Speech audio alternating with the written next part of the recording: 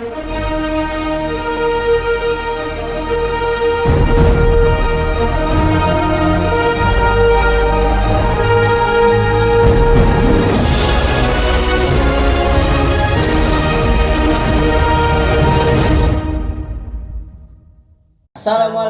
warahmatullahi wabarakatuh. Kembali lagi di podcast Ruang Tamu dengan saya Ahza. Nah, teman-teman, kali ini kita kedatangan tamu spesial nih, yaitu Sultan Damar Wicaksono. Halo semuanya. Iya, jadi kita kali ini nih pengen ngobrol santai aja, tapi berbobot, ya nggak Tan? Ya betul. Jadi kita tuh pengen bahas kenapa puasa Muhammadiyah dan NU itu kadang bisa berbeda nih teman-teman. Ya kadang juga ada yang bisa bingung kok bisa beda banget sih gitu. Betul.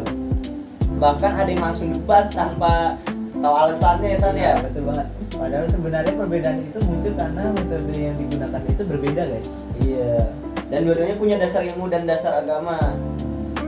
Jadi di podcast kali ini kita bakal bahas santai aja supaya Lebih gampang dipahami dengan teman-teman juga.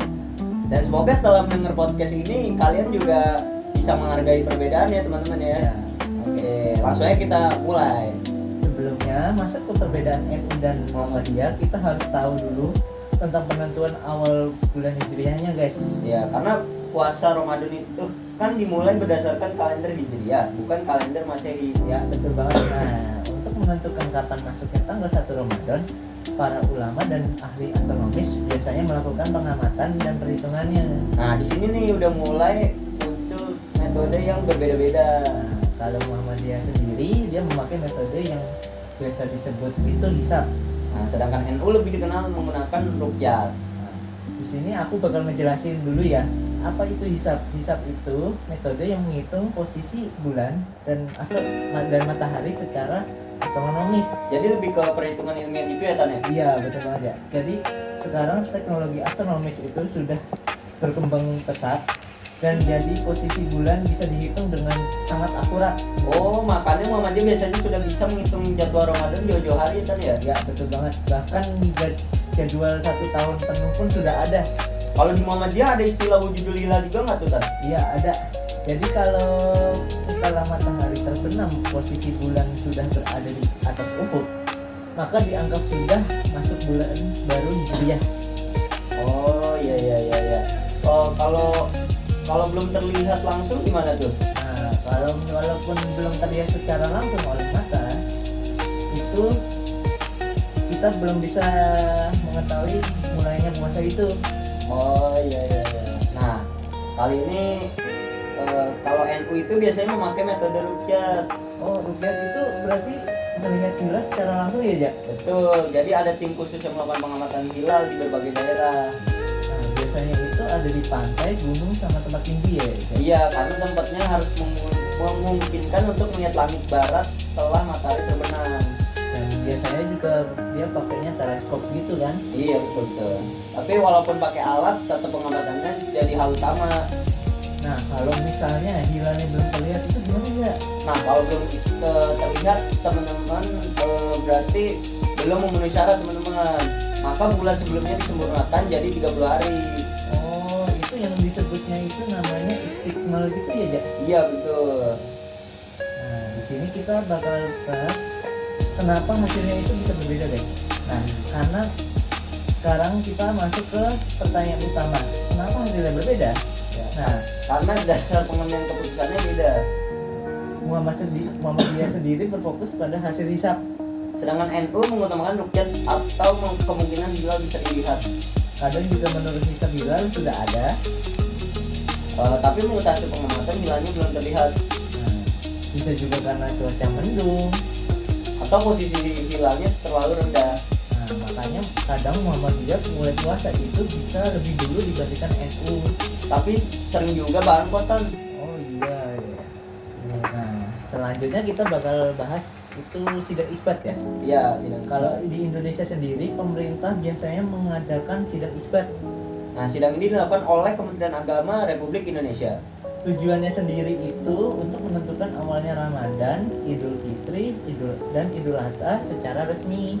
Di sidang itu ada hasil hisab dan hasil rukyat yang dibahas bersama. Dan juga biasanya dihadiri para pihak yang terkait. Ya, mulai dari ormas Islam, ulama, dan berbagai ahli astronomis. Nah, jadi keputusan itu bisa diambil pemerintah setelah mempertimbangkan banyak hal, guys. Ya, betul. Nah, kita kali ini gimana sih cara menghadapi sikap perbedaan antara MU dan NU alias Muhammadiyah dan Nahdlatul Ulama ya. Kalau menurutku yang paling penting justru sikap kita menghadapi perbedaan ini. Oh iya, benar saja. Aku juga setuju. Karena seringkali masalahnya bukan dari perbedaannya, tapi cara menyikapinya, guys. Iya, kadang ada yang merasa kelompoknya paling benar sendiri tuh Tan. Ya, padahal para ulama juga saling menghormati walaupun perbedaannya itu berbeda, guys. Pendapatnya. Karena ini termasuk ranah istihad. Nah, dan istihad itu memang bisa menghasilkan pendapat yang berbeda. Nah, yang penting tuh jangan sampai perbedaan awal puasa malah bikin hubungan menjadi buruk. Betul, apalagi saling menghina di media sosial, ya guys. Iya. Padahal tujuan puasanya sama, yaitu beribadah kepada Allah. Nah, di sini misalnya saya bakal mencontohin apa saja sih kejadiannya di masyarakat gitu, guys. Biasanya kalau awal puasa di media sosial itu langsung rame.